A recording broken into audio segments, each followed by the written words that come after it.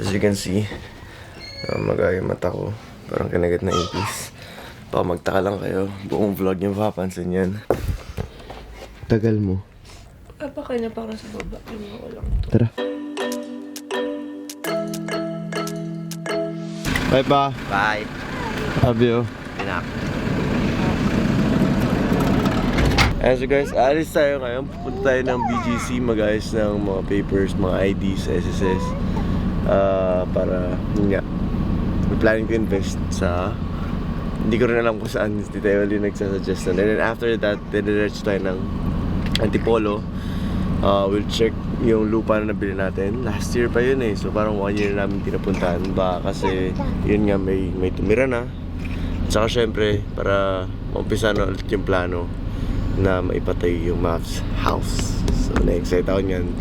Papakita ko sa inyo yung lupa. Pero mamaya, usap tayo about it. Dun sa naging journey natin hanggang sa mapunta tayo dito sa araw na to. Lahat ng mga pinaghirapan natin in the past.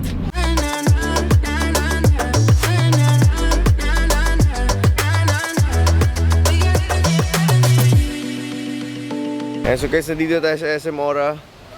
Hindi lang ayusin natin yung mga kailangan natin ayusin. IDs.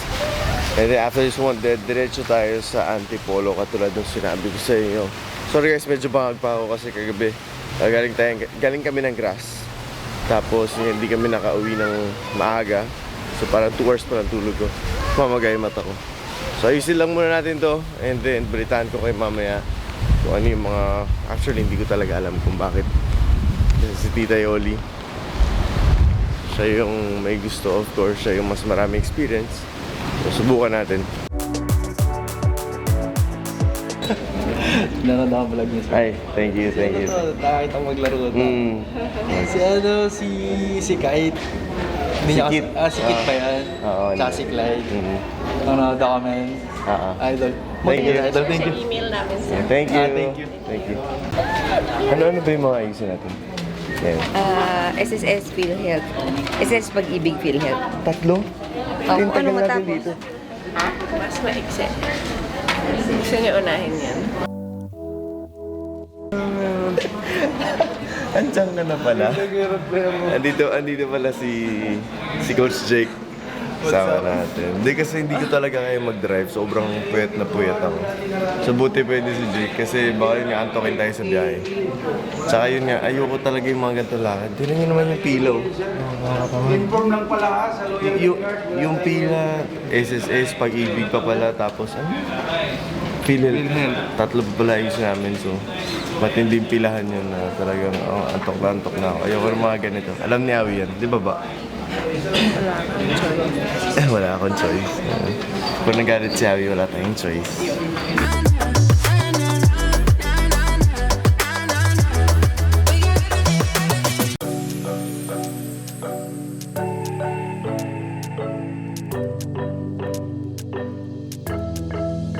Ayan, so sa tagal-tagal namin nakapila doon, wala kami nakuhang ID. Pupunta pa tayo ng Antipolo. Sabi ko, next time lang tayo muna ng ID. So, yun nga. Pero dito pa tayo sa SM Ora. Kakain lang saglit. Pero habang naghihintay ng order, gusto ko i-check yung Anta. Remember, nagkaroon kami ng meeting last time. Gusto ko talaga yung mga sapatos ulit. Tapos, very few lang stores dito sa Pilipinas na Anta. Kaka-start pa lang nila, parang 1 year pa lang. So, nagulat ako, nakita ko yung Anta dito sa SM Ora. So, might as well check it, di ba? So, yun lang yung ano natin ngayon. Hintay lang tayo. Pero excited ako makita yung lupa natin sa Antipolo kung saan natin itatayo yung Mavs house.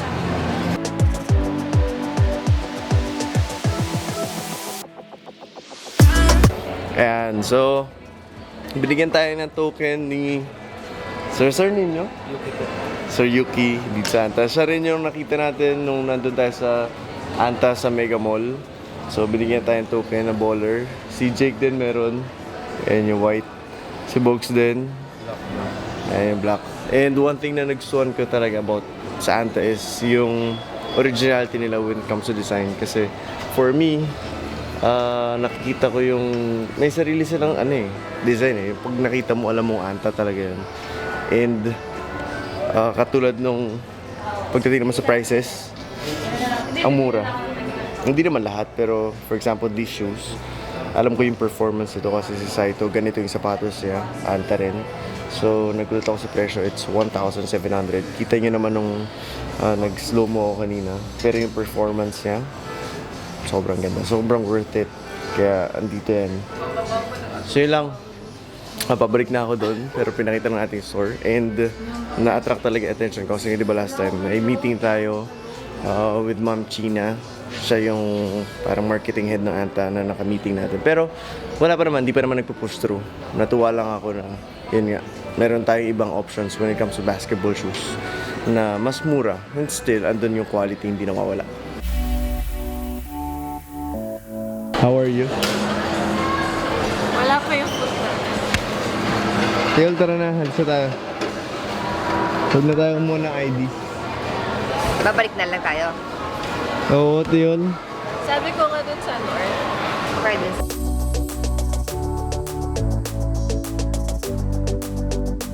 Right, so guys, lagi nyo nakita itong bag na to, bag ni Fino to. Siguro more than 1 year na.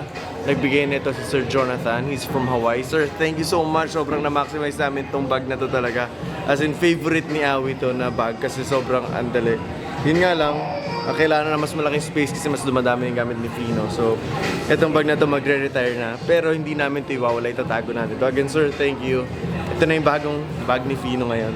Kaya sila Saito, kapag magdadala ng bag ni Fino, tapos ito yung itsura nila, yung nirereklamo nila ngayon, Sai, Kim, or kung sino magdadala nito, gusto niya nang dalhin yung bag ni Fino ngayon kasi dagdag sa forma niyo. Gagawa na. And so guys, bumili din ako ng cup kasi naalala nyo na nasa Torosa tayo. Tapos binuksan namin yung pinto after yung game para yung mga subscribers natin mag-enjoy lalo. Tapos lumabas si Kim, sabi ko rave party. Yung gabi na yun, nawala ko yung cup ko na Adidas. Siguro sobrang daming tao tumalsik. So, kailangan ko rin bumili ng cup. So, ito na yung cup natin ngayon na bago.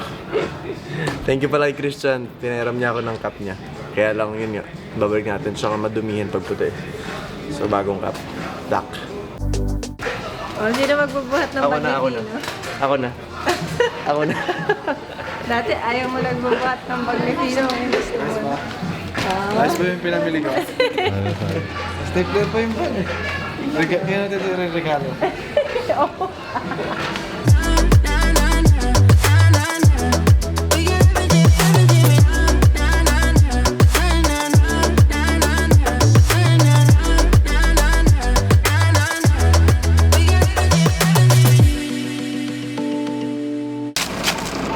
So guys, nandito na tayo. Antipolo to. Dito yung lupa natin. Tignan nyo yung lugar talagang hindi pa siya nade-develop. Hindi pa talaga, doon medyo maraming bahay pero dito sa part na to, which is yun yung naging nagustuhan ko. Sana lang pag naitayo natin yung Mavs house, ganito pa rin kasi mas gusto ko yung wala pang katabing bahay, yung tahimik pa. Yung after mo mag-training kasi nga, lalagyan ko talaga ng facility doon. After mag-training, alam mo yung feeling na parang nasa gubat ka, naka-relax ka. Though, kahit naman siguro magkabahay dito, hindi naman maingay dito. Tahimik pa rin. Pero iba pa rin yung feeling na paglabas mo, puro, yan, ganyan. Puro puno yung nasa paligid ng lupa. So, punta tayo. Ito yung lupa natin. Parang yan, tapos diretso pa ganun. Tapos ito, hindi ito pa ganun naman. Ito parang pag-naman. Oo, pero yung front ng bahay, Hindi dito. if ever, hindi. Maliit lang yan lang. Parang maliit lang yung front ng bahay, pero pagpasok mo pa ganun. It's mo. Doon lalaki. Pabuka.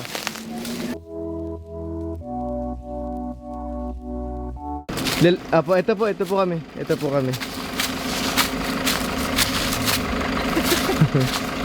Sige po.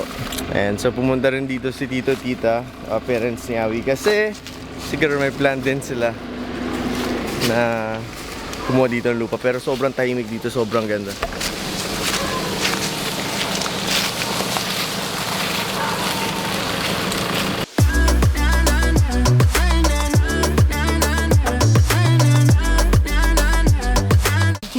Ano yun ba? Doon sa puno. Ano? Lagay mo, lupa ko to. Fabric Bautista. Para walang makapasok. And so guys, ito yung lupa natin pero wala pa kayong makita. Ako rin, hindi ko na makita dati, nakapasok ako dyan eh. Pero yun nga, para more than a year na kasi yung nakaraan. So parang may nagtatanim, may parang nagbakod. Pero okay lang yun kasi pag pinabakura naman natin yan, magiging mas clear. So ito pa, ang dami pang puno. Tsaka mga kawayan na nagmumukha tuloy. Maliit yung space pero actually 1,500 square meters siya. So enough yun para sa lahat ng mga kailangan nating ilagay. Yun, na-excite ako. Pero hindi pa yun malapit, medyo matagal pa yun. Huwag kayo mag-expect. Ayoko rin sabihin kung kailan dahil gusto ko nag-enjoy lang sa ginagawa ko. Kasi pag inisip ko na dapat ganito, dapat I know, putting up goals, importante siya. Pero pag masyado mong pinressure yung sarili mo, mapansin mo dun sa journey mo, hindi ka na nag-enjoy, nagiging trabaho na talaga. And which is, ayoko yung ganong klaseng feeling. Gusto ko, productive ako, pero doon yung happiness, doon yung nag-enjoy ako. Kahit mas mabagal, pero mas masaya. So, abangan nyo lang to. Siguro pag pinalikan natin to, may mangyayari na mas makikita natin. Pero for now, uwi muna tayo. Masaya lang ako. Makikita ko na yung dream house natin.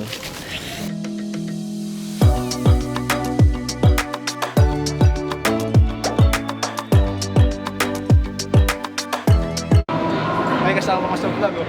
Hi. Shoutout sa mama ko. Joke lang. Coach Pao TV. Idol ko, thank you. Thank you. And so, dahil nandito si Fino, first time ko ito gagawin, sakay tayo sa tren. Tino si Awi. Sarap dito, yung bukas pala dito eh. Masa ba tayo dyan? Gusto ko dito. Gusto ko dyan. Ano dyan ka na?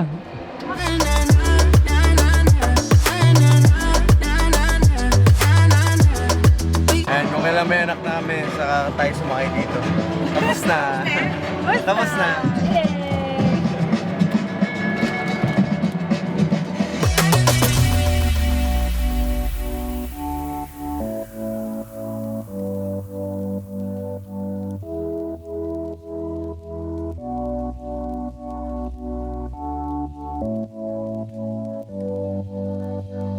So yun guys, nakauwi na tayo and yun nga, nakapunta tayo dun sa SM Ora. Walang nangyari sa atin. Hindi ko nakuha yung mga IDs ko. Then after that, dapat di na kami tutuloy sa Antipolo. Pero yun nga, gusto ko na makita ulit yung lupa na binili natin at itatayo natin din yung Mavs House. And the reason kung ba't ayaw ko sabihin sa inyo kung kailan is talagang hindi ko pa naman din alam kung kailan ko namin itatayo yun. And yun nga, katulad ng sinabi ko kanina before tayo umalis doon, sabi ko sa inyo, ayoko sabihin sa inyo because I don't wanna put pressure on myself na kailangan by the end of this year, kailangan na umpisa ng patayin yung Mavs House or kailangan ganito, kailangan ganyan, kailangan makabili ng ganito. It is something that I don't do sa ginagawa ko every single day. And siguro yung isang advice na talagang gusto kong ibigay sa inyo. Because most of us, of course, we set goals. I know you set goals as well. Pero kasi sometimes the goals that we set is masyadong mabilis yung span of time na binibigyan ng sarili natin. And instead of being productive, mas nagiging stressed ka, mas nape-pressure ka, mas nade-delay yung pag-achieve mo ng goal na sinet mo. Which is for me, ang pinaka-importante, pinaka-mabilis na way is I'm just having fun every single day. Na yun nga, doon din naman papunta yun eh. Pero I'm not forcing things na kailangan by next month, ganito na, kailangan ganito na. Which is naging ganun kasi yung mindset ko before. And nung ganun yung mindset ko, naramdaman ko lalong walang nangyari sa akin. Lalong parang feeling mo yung dating hobby mo, yung dating ginagawa mo sa masaya, naging trabaho na siya, naging work na pagising mo sa umaga, nasa stress ka na, kailangan mo for example ako, kailangan ko mag-ensayo kasi kailangan ko na ganito, kailangan ko ganito. Nawala na yung main reason kung bakit kailangan ko mag-ensayo kasi gusto ko yung ginagawa ko, nawala na yung ganung feeling. So, as time goes by, I learned to have fun, I learned to enjoy the journey, I learned to enjoy the process, I learned to appreciate the small things na binibigay sa atin. And kasi lahat naman ng goals na iset natin, it may take a little bit longer, pero dun din naman tayo papunta eh. Dun din naman ako papunta. Yung pagpapatayo ng Mavs House na pangarap ko. And Yun nga, hindi natin tatalikuran yun. Maging kung ano man content natin, tumayo man tayo, pumunta man tayo sa ibang lugar. Pero doon tayo nag-umpisa, tinalikuran ko yung paglaro ng basketball before kasi mas gusto kong magturo and doon ako papunta. So, again, di ko sinasabi sa inyo kung kailan. Hindi dahil ayokong sabihin kung kailan, kundi dahil hindi ko pa rin talaga alam. Nag-enjoy lang ako. I'm not gonna force things, but it will happen. I'm sure because it's inside my head. It's my vision and I'm gonna do everything that I can. Siyempre sa lahat ng ginagawa ko to get what I want. And one thing na develop ko again throughout these years is I'm gonna get it while having the smile on my face. While wake up in the morning, masaya ako sa ginagawa ko. So, yun yung gusto kong advice na ibigay sa inyo. Again, I'm not saying na yung mga nagsiset ng goals, yung mga pinipressure nila yung sarili nila na walang mangyayari sa inyo. It's maybe just because I have a different perspective in life. I have a different mindset and gusto ko nag-i-enjoy lang habang nagiging productive, habang na-achieve natin yung goals natin. So yun lang, advice ko sa inyo and a little bit of update and a little bit of parang family day kasama ko si Fino, si Awi. And si Tita Yolitas pumunta nga din doon yung parents ni Awi. So yeah, a little bit of family day na syempre kailangan din natin from time to time. And abangan niyo yung mga next vlogs natin, guys. So yun lang, this is Coach Mav. I'm gonna see you on the vlog tomorrow and may God bless you all.